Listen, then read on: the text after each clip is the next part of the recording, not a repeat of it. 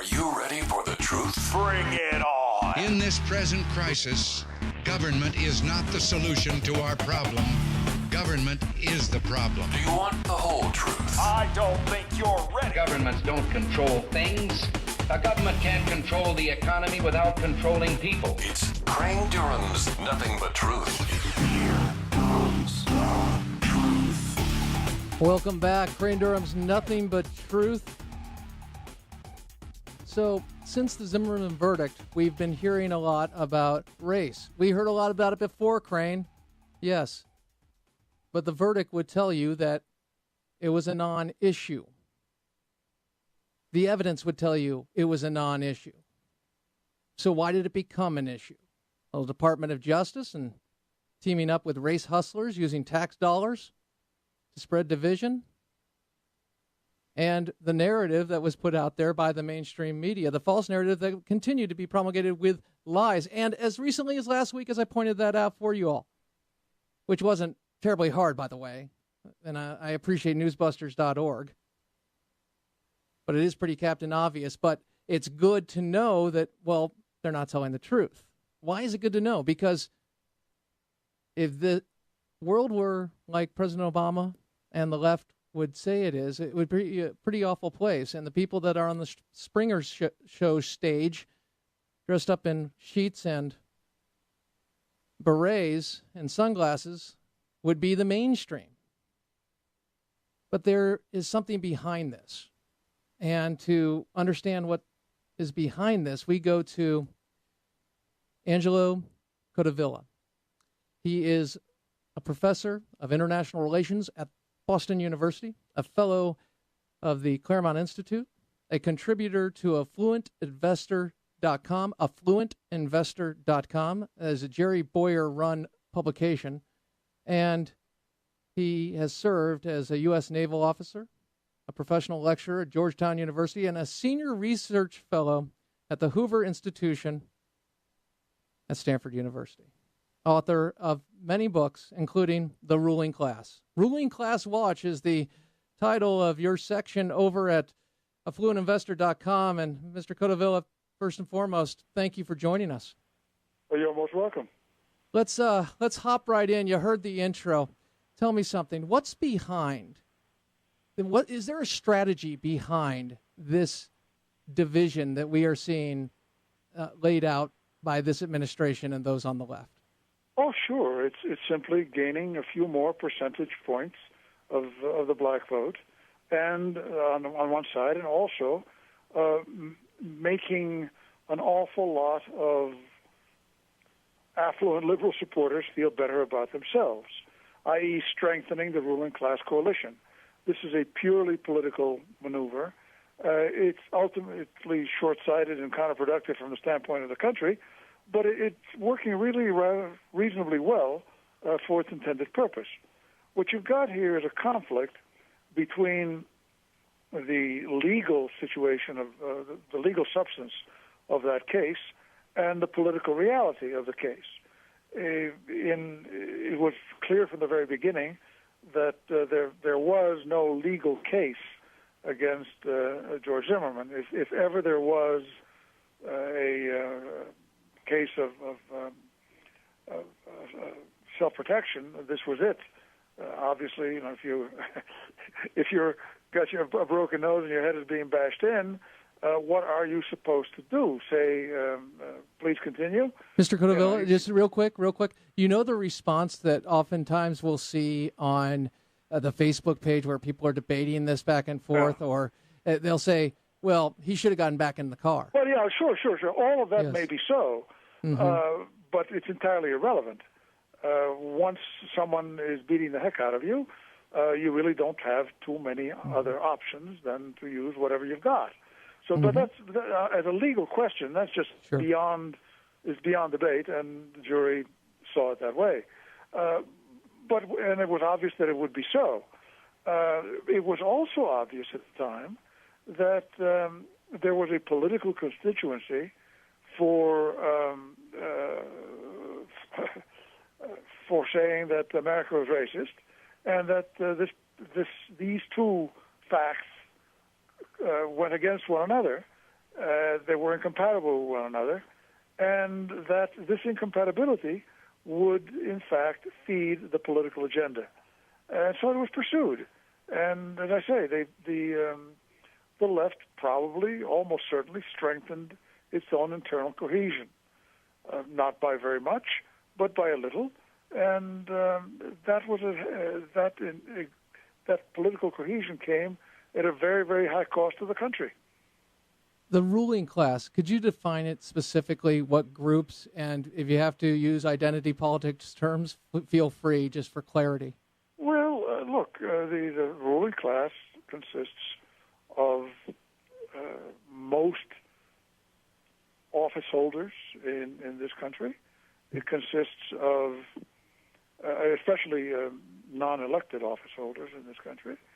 It consists of most of the media, most of the corporations that live by the goodwill of the government, by contracts and by favorable regulation, and above all, it excludes those who happen to hold such positions, who do not feel that they are superior to their fellows and have a right to rule their fellows. The essence of the ruling class is not so much the positions that are held or the money that is at the disposal of someone, but rather his attitude toward his fellow Americans, the attitude that an attitude of superiority, an attitude that consigns the other to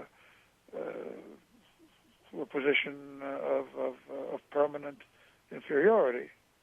And therefore, and by the way, if I call you... one could go on. One could yes, go on. Yeah, One of the attributes please. of the ruling class is a certain militant secularity, a certain militant anti-religious feeling, and on and on. But again, we are all really all too familiar with these distinctions. I mean, all of us can walk around and look at people, and after about 2 minutes, figure out on which side of the divide they're on.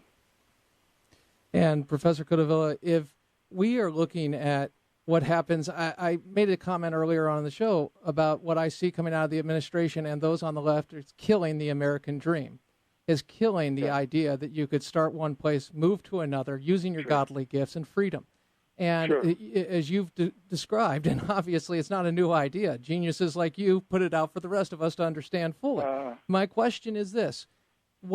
When the ruling class seemingly is winning the debate, what must the people who believe in freedom do? What adjustment would you say, here's what we're doing right, here's what we're doing wrong in getting our message out? Oh, look, the first thing to realize is that you are most certainly not going to convince them. The thing to do is simply to recognize who they are and who your own people are, and simply to inform yourself. Above all, the answer to your question is be not afraid. Be not afraid. Do not believe that you don't have a right to your own views, that you don't have a right to your own freedom. Don't believe that you are too stupid to see what is in front of you, and behave like a free person. Period. It's interesting as you say that, though, because they consistently tell us how smart they are. How smart they are. Go ahead. Look, yes. I've lived in France, which is a very, very nice country in many, many ways.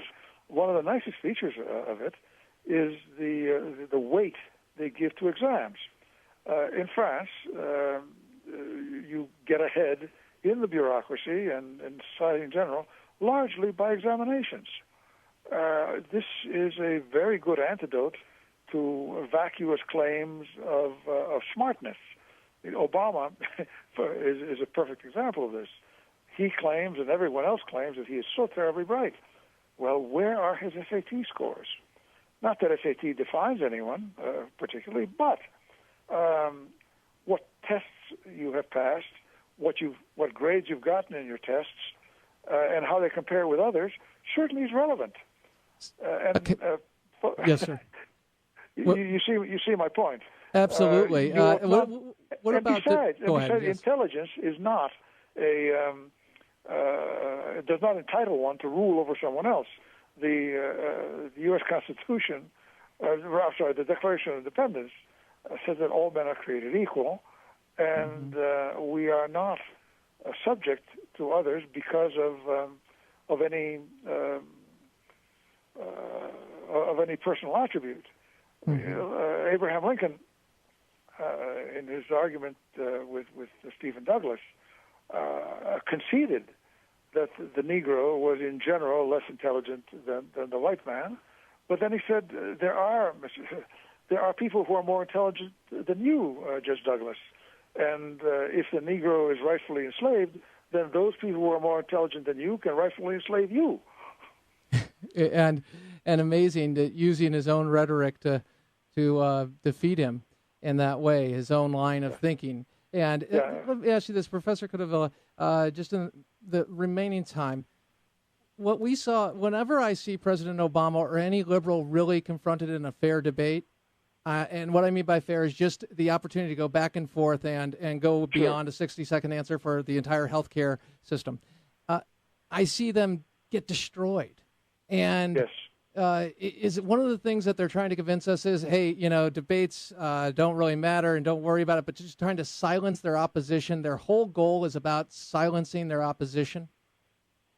Indeed it is. Look, the proposition that all men are created equal means that no man may rule another without his consent. Consent obtained by reason, by reasonable argument. These folks never argue in terms of reason and facts. They argue in terms of authority. We are better than you. We speak for science. We are science, and you, by definition, are not. Now, we stand, the likes of us, live and die by our capacity to convince one another, and we dare not give that up ever. And we dare not submit to authority simply because it is authority. Authority is not necessarily authoritative. Only reason is authoritative. And revelation, of course. Angelo Codevilla. Professor Codevilla, it's been a pleasure. I could talk to you for the rest of the program. We have other things to get to, but I'd love to have you back on the program. Thank you so much for taking the time. You are welcome. Thank you. All right, so an incredible breakdown of what is going on and description of the ruling class watch over at affluentinvestor.com. Check it out.